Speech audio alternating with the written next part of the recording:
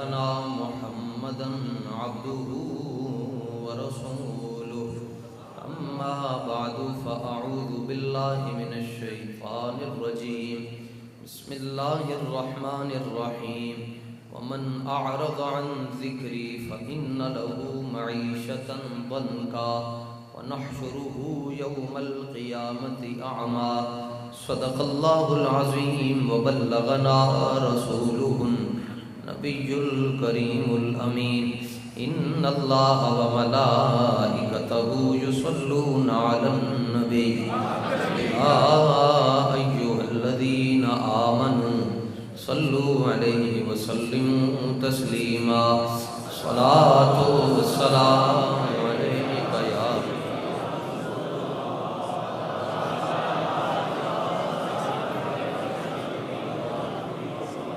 صلاۃ والسلام علیک یا سیدی یا رحمت للعالمین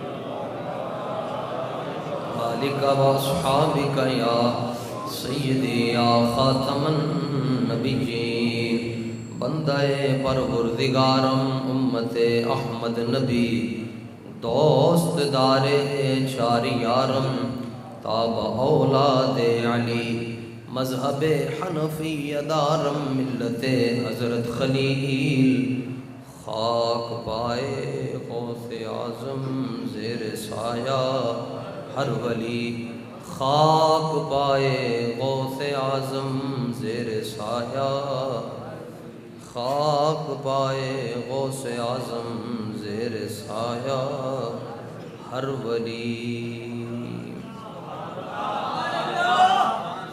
حضرات ذی وقار سامعین محتشم میرے آقا و مولا صلی اللہ تعالیٰ علیہ وآلہ وسلم کی محبت میں آپ حضرات جہاں جہاں سے بھی تشریف لائے اللہ تعالیٰ آپ سب کی حاضری کو اپنی بارگاہ کے اندر قبول اور منظور فرمائے اور اللہ تعالیٰ اہل اسلام کی مدد فرمائے پوری دنیا میں اللہ تعالیٰ اسلام کو غالب فرمائے اور نظام مصطفیٰ صلی اللہ تعالیٰ علیہ وآلہ وسلم کے نفاذ کے لیے اور مقام مصطفیٰ صلی اللہ تعالیٰ علیہ وآلہ وسلم کے تحفظ کے لیے ہم سب کو اپنا مثبت کردار ادا کرنے کی توفیق عطا فرمائے۔ بغیر کسی تمہید کے قرآن مجید کی آیت کا ترجمہ اور مفہوم سنیے۔ سورہ طٰہٰ ہے، پارہ نمبر 16 ہے، آیت نمبر 124 ہے۔ اللہ جل مجدہ الکریم نے ارشاد فرمایا وَمَنْ أَعْرَضَ عَنْ ذِكْرِي فَإِنَّ لَهُ مَعِيشَةً ضَنْكًا، جس نے میری یاد سے منہ موڑ لیا ہم اس شخص کی معیشت کو تنگ کرتے بغیر کسی تبصرے کے۔ یہ میں آیت کریمہ کا ترجمہ اور مفہوم آپ کے سامنے عرض کر رہا ہوں۔ آیت نمبر 124 ہے، آپ پڑھیں قرآن۔ جس نے میرے ذکر سے منہ موڑا اس کے لیے معیشت تنگ کر دی جائے گی۔ وَنَحْشُرُهُ يَوْمَ الْقِيَامَةِ أَعْمَىٰ، اور قیامت کے دن ہم اسے اندھا کر کے اٹھائیں گے۔ قَالَ، وہ کہے گا ربی، اے میرے رب، لما حشرتنی اعمیٰ، سونے تو مینوں اج انا کیوں کیتا ہے، وقد کنت بصیرا، میں تو آنکھوں والا تھا۔ یعنی وہ دا کتنا پیڑا مقدر ہے، وہ قیامت والے دن بھی حضور نو نہیں دیکھ سکے۔ جو لوگ ابھی نابینا ہیں اللہ انہیں قیامت والے دن آنکھیں دے دے گا، لیکن وہ جس کو رب قیامت والے دن اندھا کر کے اٹھائے گا وہ قیامت والے دن بھی حضور کو نہیں دیکھ سکے۔ کہے گا یا اللہ تو مینوں انا کر کے اٹھایا، میں تے اکھاں والا ساں، تو رب اس کو کہے گا کذالک اتتک آیاتنا فنسیتہا، ساڈیاں آیتاں تیرے کو لائیاں سن، فنسیتہا، تو نے ان کو بلا دیا، آج تجھے بلا دیا۔ اب آپ پاکستان کے حالات کا جائزہ لیں۔ وطن عزیز پاکستان میں جو آبادی ہے اس کا 95% حصہ مہنگائی کا شکار ہے۔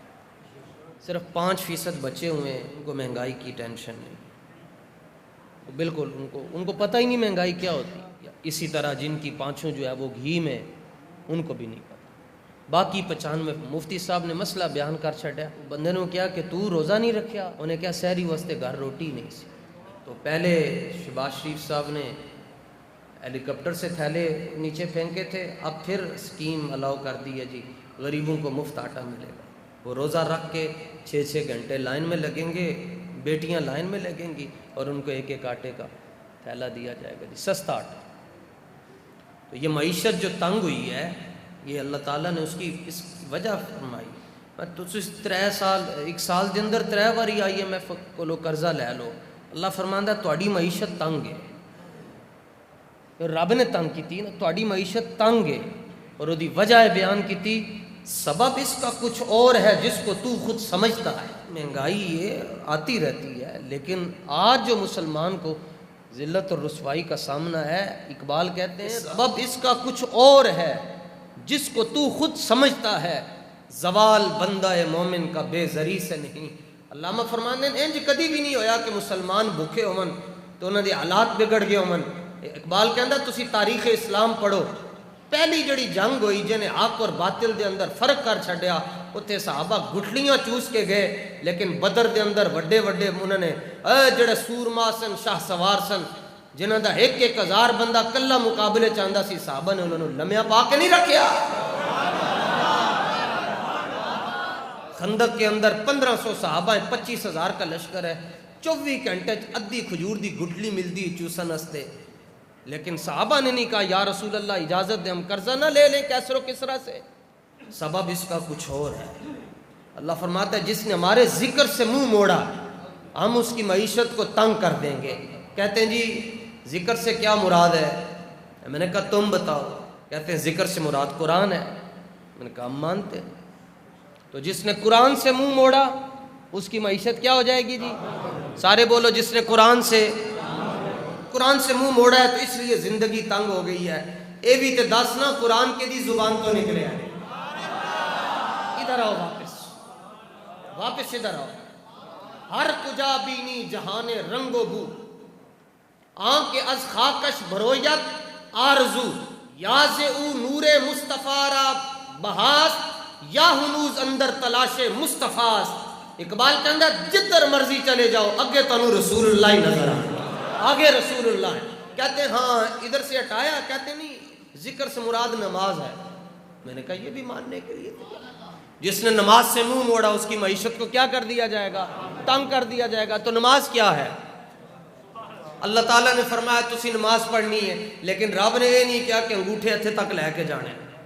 رب نے فرمایا صلو تسی نماز پڑھنی ہے، اقیم الصلاۃ نماز قائم کرو، لیکن یہ نہیں کہا کہ یہ 3 انگلیاں اوپر ہونی چاہیے، چھنگلیا اور انگوٹھا یہاں ہونا چاہیے اور ناف کے نیچے باندھنا چاہیے ہاتھ. یہ رب نے نہیں کہا. یہ بھی رب نے نہیں کیا کہ اپنی انگلیاں کھول کے تسی رکوع کرنا ہے. یہ بھی نہیں کیا کہ ایتھے سجدہ کرنا ہے. یہ بھی نہیں کیا حالت تشہد دے اندر تہاڈی انگلیاں گھٹنے تو اگے نہ ہون. اللہ نے تو بس اتنا فرمایا اقیم الصلاۃ تسی نماز قائم کرو. صحابہ کو جدوں رسول اللہ نے فرمان رب دا پہنچایا تے صحابہ نے کیا یا رسول اللہ نماز پڑھنی ہے، فرض ہے، ہن کیویں پڑھنی ہے؟ سرکار نے فرمایا صلو کما رأیتمونی، بس میں کچھ کرنے لگا ہوں تم بھی ایسے کرنا، سمجھ لو یہ نماز ہے. حضور نے ہاتھ ایسے تک اٹھائے، اس ادا کا نام تکبیر بن گیا. حضور نے اپنی مبارک ناف کے نیچے ہاتھ باندھے، اس ادا کا نام نماز بن گیا. رسول اللہ نے رکوع یوں کیا تو اس رکوع کا نام عبادت بن گیا. گویا جو حضور کی ادائیں ہیں وہ اللہ کی عبادت ہے. جو مرضی کر لو اسی حضور والی واپس آنا ہے. علامہ اقبال کو پوچھا کہ جی زمین کیوں سونی ہے؟ تے آپ نے نہیں کیا جی یہ ہوتے گلگت بلتستان ہے، چترال ہے، یہ ہوتے سیف الملوک جھیل ہے، یہ مشہوری پہاڑی ہے، یہ سوئٹزرلینڈ ہے، یہ جناب دنیا دے فلانے ملک انتہاں سونی ہے. انہیں کیا جی زمین کیوں سونی ہے؟ اے زمین از بارگاہت ارجمند، فرمایا زمین صرف اس لیے خوبصورت ہے کہ اس کے اوپر مدینہ منورہ ہے. واپس حضور کی طرف آنا پڑے گا. تو ایک طبقہ یہ ہے مفسرین کا جو کہتا ہے ذکر سے مراد قرآن ہے. دوسرا طبقہ ہے وہ کہتا ہے اس سے مراد نماز ہے. اور ایک طبقہ مفسرین کا وہ کہتے ہیں ذکر سے مراد رسول اللہ کی ذات ہے۔ تو جس نے حضور سے منہ موڑ لیا، حضور سے منہ موڑ کر IMF کے پاس گئے ہو، تم فرانس دے نال یاریاں لا کے تسی IMF کول گئے ہو، حضور کے غلاموں پر ظلم و ستم کر کے تم نے ان سے جا کر بھیک مانگی، قرآن تمہیں کیا فیصلہ دے رہا ہے؟ قرآن کہتا ہے نہیں، ہم پھر بھی تمہاری معیشت کو تنگ کر لیں گے۔ کیوں؟ تم نے ہمارے یار سے منہ موڑ لیا، ہمارے یار سے تم نے منہ موڑ لیا، تمہیں نہیں کچھ مل سکتا۔ اور صرف جناب یوسف علیہ السلام کی بولی لگی، ابھی بکے نہیں ہیں۔ بابا جی کا شاید آپ کو یہ بیان یاد ہو، بازار مصر میں جناب یوسف علیہ السلام کی بولی لگی تو 7 سال قحط آیا، اور پھر دودھ پیتے بچے بکے جناب یوسف کے قدموں میں، پھر جا کر کہیں قحط دور ہوا، اور بابا جی اپنے ایک مخصوص انداز میں ایسے کر کے فرمایا کرتے تھے یہ تو یوسف ہیں اور امام الانبیاء کی تو شان ہی نرالی ہے، اور امام الانبیاء کی تو شان ہی نرالی ہے۔ جس نے حضور سے منہ موڑ لیا اللہ اس کی معیشت کو تنگ کر دے گا۔ اس کا ترجمہ اعلیٰ حضرت نے کیا، جو تیرے در سے، آپ سن رہے تھے، جو تیرے در سے یار پھرتے ہیں، پھر در بدر یوں ہی وار پھرتے، اور جو ادھر آگے اعلیٰ حضرت اس کے بارے میں کہتے ہیں اس گلی کا گدا ہوں میں جس میں، اس گلی کا گدا ہوں میں جس میں مانگتے تاجدار پھرتے ہیں۔ توجہ، معیشت کیسے ٹھیک ہوگی؟ حضور کا نظام آئے گا، معیشت ٹھیک ہو جائے گا۔ لیکن میں ایک بات عرض کرنا چاہتا ہوں، یہاں صرف اور صرف تحریک لبیک یا رسول اللہ کے لوگ نہیں بیٹھے ہوئے، مختلف تنظیموں سے، مختلف پیروں کے مرید بیٹھے ہوئے ہیں، مختلف جماعتوں سے وابستہ لوگ بیٹھے ہوئے ہیں۔ جس کے دل میں بابا جی کی محبت ہے، وہ جس پیر کا بھی مرید ہے، ہمارے لیے وہ قابل عزت ہے۔ مگر میں آپ سے قرآن کی بات اور میں کامن سینس کی بات کرنا چاہتا ہوں، میں ووٹ نہیں مانگ رہا بھی آپ سے، میں کامن سینس کی بات کرنا چاہتا ہوں، وہ یہ ہے کہ میں خود، میری اپنی بھی طبیعت اس طرح کی ہے کہ شاید میں ہفتے میں 5 ڈاکٹروں کو میں چینج کر لیتا ہوں، 2 دن جس سے ٹھیک نہ ہو ہم ڈاکٹر چینج کر لیتے ہیں۔ اکثر ایسے ہوتا ہے، 2 دن جڑے ڈاکٹر دی دوائی نال بخار نہ ٹھیک ہوئے، اسی ڈاکٹر بدل لینے ہیں۔ افسوس یہ ہے 75 سال سے نظام نہیں ٹھیک ہو رہا اور پھر بھی ہم حکمران نہیں بدل رہے۔ جس کا تھوڑا سا سیاسی ذہن ہے وہ یہ بات سمجھے نا، 75 سال سے نظام نہیں ٹھیک ہو رہا اور ہم حکمران بدلنے کے لیے تیار نہیں ہیں۔ آج ظلم کی انتہا دیکھو، international human rights commission, international human rights commission نے ایکشن لے لیا کہ زمان پارک کے اندر ایک بندہ ہلاک ہو گیا۔ اقوام متحدہ پورے ملکاں دی بیوی، وہ آج اس بات پر ایکشن لے رہی ہے، زمان پارک کی گندگی کی صفائی کرتے ہوئے پولیس کے 2-4 شیل لگے تو ایک بندہ جو ہلاک ہو گیا تو اس پر فوری نوٹس لے لیا گیا۔ یہ ہے انٹرنیشنل ہیومن رائٹس کمیشن جو اس بات پر ایکشن لے رہی ہے کہ ایک انسان مر گیا تو انٹرنیشنل ہیومن رائٹس کمیشن کو عراق کے اندر مرنے والے مسلمان کیوں نہیں نظر آئے؟ اس کمیشن کو برما کی بچیاں کیوں نہ نظر آئیں؟ انٹرنیشنل ہیومن رائٹس کمیشن کو 3 سال سے کشمیر کے اندر لگا ہوا کرفیو کیوں نہیں نظر آیا؟ تم انسانیت کی بات کرتے ہو نا، لوگ کہتے ہیں انسانیت پہلے ہے اسلام بعد میں ہے، میں کیا در پھٹے منہ، اسلام پہلے ہے انسانیت بعد میں۔ اسلام نے تو بتایا ہے کہ انسان کیا ہوتا ہے۔ اے جڑیاں آج مارچ کرتیاں پھر دیاں نا اور چلیو تسی آزادی مانگ رہی ہو، تسی تے جمدیو سو تانوں زندہ دفن کر دیتا جاندہ سی۔ یہ تو میرے آقا و مولا نے کہا اگر ماں کے روپ میں ہے تو اس کے قدموں کے نیچے جنت ہے۔ یہ تو تمہیں پتہ ہی نہیں ہے، تسی کدے کہن تے تم کس کے اشارے پر سڑکوں پر نکل کر اپنے گھر کے جو شوہر ہیں ان کے خلاف بکواس کرتی ہو؟ یہ تو رسول اللہ نے ارشاد فرمایا اگر بہن آ جائے نا تو پیسے کھل کے دیا کرو بہن نو، اللہ تہاڈے رزق وچ اضافہ فرما چھڈے گا۔ فرمایا بیٹی آ رہی ہے، حضور بیٹی آ گئی تو حضور اپنی مسند سے کھڑے ہو جاتے، کہا یا رسول اللہ آپ کس کے لیے کھڑے ہو رہی؟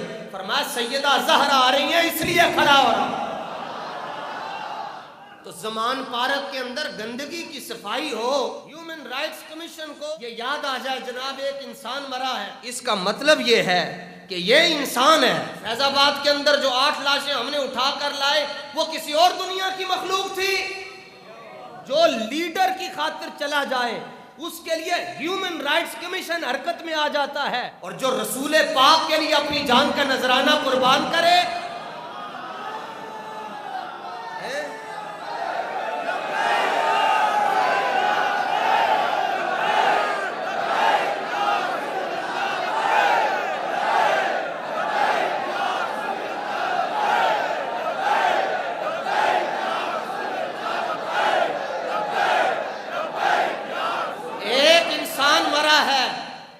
جب چودھری نثار علی خان نے اپنی حویلی سے مرزائیوں کو کھڑا کر کے لبیک یا رسول اللہ کا نعرہ لگانے والوں کے سینوں پر گولیاں چلائیں اور اس سے ہمارے نوجوان شہید ہوئے، وہ انسان نہیں تھے؟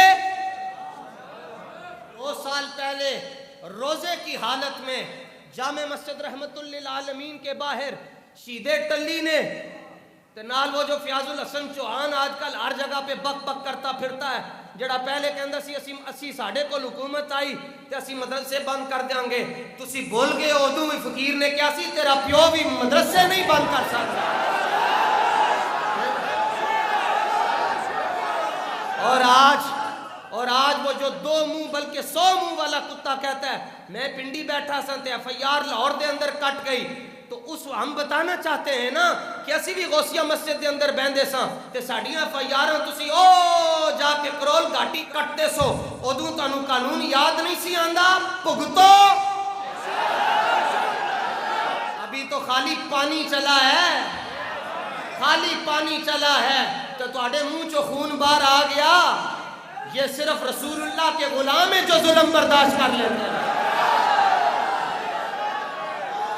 اور ایم اے او کالج کے باہر جو تم نے ظلم و ستم کیا، ہیومن رائٹ صاحب آپ بانجھ ہو چکی ہیں، تو انو وہ انسان نظر نہیں آئے؟